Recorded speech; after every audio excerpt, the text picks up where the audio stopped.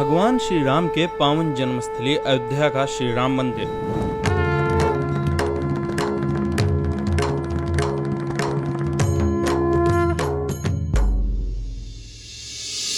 करोड़ों भक्तों की आस्था के प्रतीक भगवान श्री राम जी के मंदिर का निर्माण आखिरकार शुरू हो गया।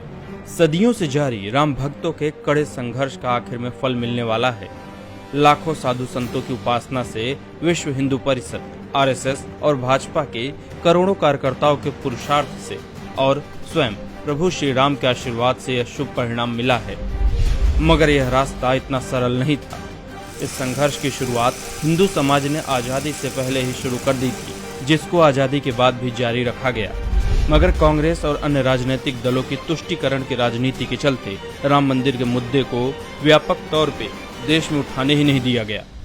मगर 1990 में भारतीय जनता पार्टी ने राम मंदिर को एक देशव्यापी मुहिम बनाने का निर्णय लिया, जिसका परिणाम है कि आज करोड़ों हिंदुओं की श्रद्धा के पात्र रामलला को अपने ही जन्म स्थान में अपना घर मिल पाया है। आने वाली पीढ़ियों को यह पता होना चाहिए कि हमारे बुजुर्गों ने मंदिर बनवाने के लिए क्या क्या संघर्ष किया था।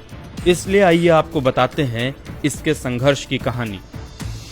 सितंबर 1990 जनसंघ के फिर से गठन के रूप में भाजपा ने राम मंदिर निर्माण का दायित्व लिया, जिसे पूरा करने की उनकी निष्ठा ये थी कि उस समय केवल 2 सांसदों की ही पार्टी, जिसका कांग्रेस उपहास करती थी, उस पार्टी के नेता लालकृष्ण आडवाणी के नेतृत्व में राम मंदिर निर्माण के लिए गुजरात के सोमनाथ से यूपी के अयोध्या तक एक रथ यात्रा निकाली गई, जिसमें हमारे प्रधानमंत्री मोदी जी उस समय यात्रा में संयोजक की भूमिका निभाई थी। यात्रा का काफिला बढ़ता गया और देश का सोया हुआ हिंदू राम मंदिर के निर्माण के लिए जागृत होने लगा। ये जो रथ है, लोक रथ है, जनता का रथ है, जो सोमनाथ से चला है और जिसने मन में संकल्प किया हुआ है कि 30 अक्टूबर को वहां पर पहुंच करके कार सेवा करेंगे और मंदिर वहीं बनाएंगे। मंदिर वहीं बनाएंगे का नारा सबके दिल और दिमाग पर छा गया। विरोधियों में कांग्रेस, लालू प्रसाद यादव, मुलायम सिंह यादव जैसे तुष्टीकरण की राजनीति करने वाले नेताओं ने बाधा पहुंचाने की बहुत कोशिश की। अपनी यात्रा को स्थगित कर दें, स्थगित करके वो दिल्ली वापस चले जाएं। जब यात्रा बिहार पहुंची तो तत्कालीन मुख्यमंत्री लालू यादव ने यात्रा का नेतृत्व कर रहे आडवाणी जी को अपनी जालसाजी से गिरफ्तार भी करवा दिया था, जिससे देश की सियासत में बड़ा भूचाल आ गया था। लेकिन वो यात्रा रोक नहीं पाए। आडवाणी अपनी यात्रा को लेकर आगे बढ़ते रहे। इस यात्रा में अटल बिहारी वाजपेयी जी, उमा भारती, मुरली मनोहर जोशी जैसे नेताओं ने आडवाणी जी का बखूबी साथ दिया। इस संघर्ष का परिणाम रहा कि शीर्ष अदालत से भी राम मंदिर बनवाने की आज्ञा मिल ही गई। कांग्रेस का तुष्टीकरण। वर्ष 1984 में जब एक ओर भाजपा का उदय हो रहा था, तब दूसरी ओर विश्व हिंदू परिषद श्री राम मंदिर बनवाने के लिए एकजुट हो रहा था। उस समय सत्ता पर काबिज राजीव गांधी राजनीतिक भंवर में अपनी डूबती नैया को पाल लगाने के लिए राम मंदिर के पक्ष में बोलने लगे। लेकिन 1989 के चुनाव के बाद उसने श्री राम से किनारा कर लिया। जहां अब तक कांग्रेस में राम के नाम पर राजनीति ही होती थी, वहीं सोनिया गांधी युग आने के बाद तो जैसे श्री राम की सत्यता भी खतरे में आ गई। वर्ष 2007 में श्री राम को काल्पनिक बताया जाने लगा। तुष्टीकरण के फेर में अंधी हुई कांग्रेस बार बार राम भक्तों की आस्था के साथ खिलवाड़ करने लगी। मंदिर वहीं बनाएंगे। मंदिर वहीं बनाने का क्या मतलब बना? कांग्रेस के पूर्व अध्यक्ष राहुल गांधी ने यहां तक बयान दिया कि अगर उस समय गांधी नेहरू परिवार का कोई भी सदस्य प्रधानमंत्री होता तो बाबरी मस्जिद नहीं गिरती। राम मंदिर निर्माण पर कांग्रेस की गंदी राजनीति को बढ़ावा देने और देश को झूठ बोलने में कांग्रेस का साथ दिया फर्जी बुद्धिजीवियों और वामपंथी इतिहासकारों ने, जिन्होंने हर मोड़ पर राम भक्तों की आस्था को झुठलाने का कोई मौका नहीं छोड़ा। जब के मोहम्मद ने दावा किया कि भारतीय पुरातत्व सर्वेक्षण के पास विवादित ढांचे के नीचे मंदिर होने के पर्याप्त सबूत हैं और राम जन्मभूमि खुशी से हिंदुओं को सौंप देनी चाहिए, तब इन वामपंथी इतिहासकारों ने के मोहम्मद को ही झूठा ठहरा दिया।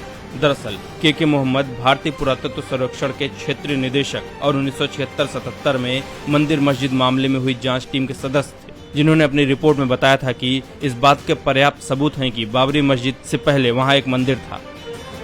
मोहम्मद ने अखबारों को दिए इंटरव्यू में यहां तक कहा था कि यह स्थान हिंदुओं के लिए मक्का और मदीना की तरह है, इसलिए इसे खुशी से हिंदुओं को दे देना चाहिए। For Hindus, it is as important as Makkah and Medina are for Muslims.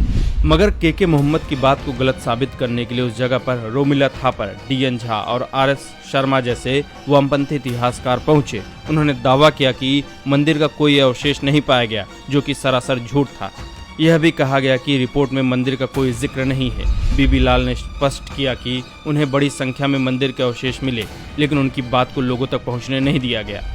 खुद को इतिहासकार बताने वाले इरफान हबीब ने एएसआई के दावे को सबसे बड़ा मजाक बताया था। मगर राम भक्तों की सच्ची आस्था को कांग्रेस और उसके तथाकथित बुद्धिजीवी हमेशा नहीं दबा सकते थे।